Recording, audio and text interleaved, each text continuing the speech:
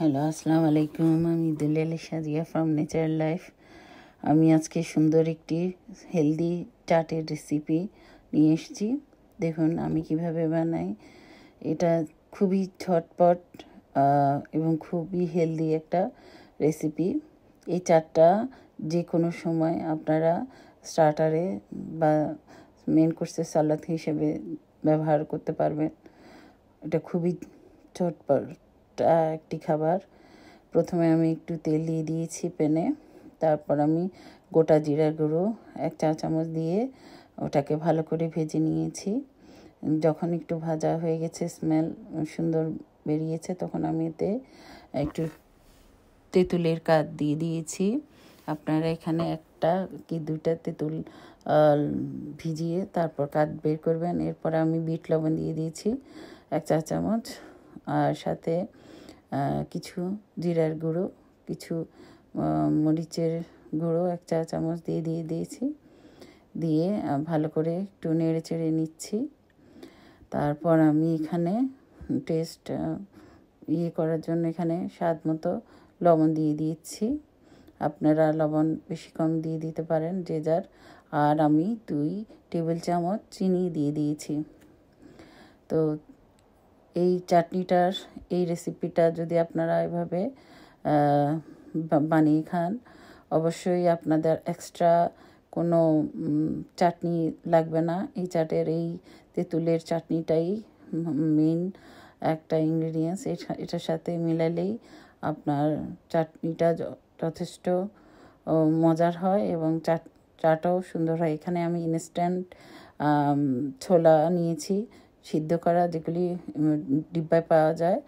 আমি যেগুলিকে ছেঁকে ধুয়ে নিয়েছি, তারপর আমি ওই তেঁতুলের কাদের মধ্যে দিয়েছি। আপনারা চাইলে যদি এমনি কাবলি নিয়েও আপনারা সুন্দর 4-5 ঘন্টা বা 6 ঘন্টা ভিজিয়ে রেখে একটু লবণ হলুদ দিয়ে সিদ্ধ করে নিতে পারেন, বা প্রেশার কুকারে দিয়েও বানিয়ে নিতে পারেন। এখানে আমি স্প্রিং রোলের শিট নিয়েছি একটু চটপটা করার জন্য, পাপড়ি বানানোর জন্য। তাই আমি ওগুলিকে ছুটাই নিচ্ছি এক এক করে, আলাদা আলাদা করে নিচ্ছি, কারণ এগুলো একসাথে লেগে থাকে। নিয়ে তারপর আমি এখানে সবগুলি সমানভাবে রেখে তার মাঝখান দিয়ে একটা কাট করে নিব। তারপর আবার ফোল্ডিং করে আবার একটা কাট করে নিব। এইভাবে আমি আমার পছন্দ অনুযায়ী কাট করে নিয়েছি। আপনারাও যে কোনো সাইজ করে এটাকে এইভাবে কেটে নিতে পারেন। এটা হচ্ছে আপনার পছন্দের উপরে। স্কোয়ার করতে পারেন, ট্রায়াঙ্গেল করতে পারেন, বরফি শেপ দিতে পারেন, সেটা আপনার ইচ্ছার উপরে যে যেমনভাবে চায়। জাস্ট একটু সৌন্দর্যের জন্য কেটে নিতে পারেন ছুরি, কেচি, যে কোনো কিছুর সাহায্যে। যাই হোক,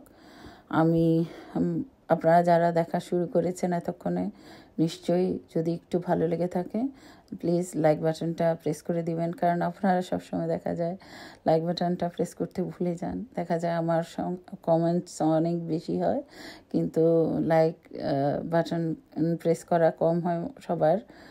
তো যদি ভালো লাগে অবশ্যই লাইক বাটন প্রেস করবেন।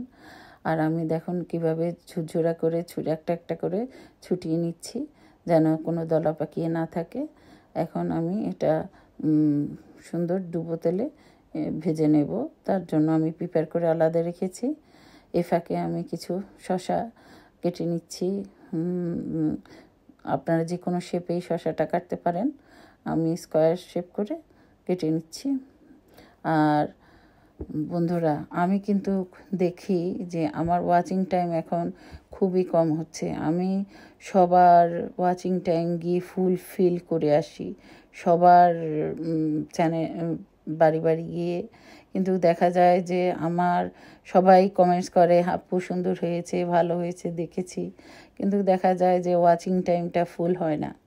তো আমি এই ধরনের যারা করেন তারা প্লিজ করবেন না, কারণ এটা আপনারও যেরকম হয় আমারও হয়। কারণ আমি অনেক কষ্ট করে, আমরা সবাই এখানে কষ্ট করি, সবাই ভিডিও বানাই, অনেক কষ্ট করে এডিটিং করি, অনেক সময় লাগে, সবারই অনেক কষ্ট হয়। তো এরপরে যদি আপনার ভিডিওটা কেউ ফুল না দেখে বলে যে দেখছি সুন্দর হয়েছে, তো খারাপ লাগে। আমি তো চেষ্টা করি সবার কাছে গিয়ে ফুলফিল করে দিয়ে আসি। সেটা 7 দিন পর যখনই আমি দেখি, আমি ততদিন অপেক্ষা করি যতদিন আমি ফুলফিল না করতে পারি। ফুল ওয়াচ, কারণ ফুল ওয়াচটা আমাদের সবার দরকার, কারণ আমরা তো সবাই কিছু করতে এসেছি না। এখানে আমি চাট মশলা নিয়ে নিয়েছি 1 টেবিল চামচ, সাথে টক দই নিয়ে নিয়েছি দুই টেবিল চামচের আধা কাপের মতো নিয়ে ভালো করে বিট করে একসাথে ওগুলি মিশিয়ে এর উপরে ছিটিয়ে দিচ্ছি। তো আপনারা কেউ চাইলে এই পাপড়ি ছিটিয়ে ভাজা ওই পাপড়িগুলো এই টক দই দিয়ে এই পর্যায়েও আপনারা খেতে পারেন। এই পর্যায়েও এটা সম্পূর্ণ রেডি খাওয়ার জন্য। আর যদি আরেকটু ভালো করে খেতে চান তাহলে আমিও সেটাও দেখিয়ে দিচ্ছি।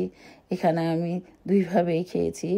তো আমি এখানে অ্যাভোকাডো নিয়েছি আর একটু হেলদি করার জন্য।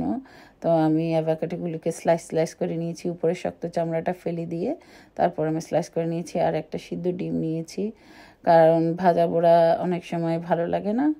তখন এইসব সন্ধ্যায় বা না কোনো ডিনারে বা এমনি খাবারে এরকম হালকা ফুলকা চাট ভালো লাগে খেতে, হেলদি।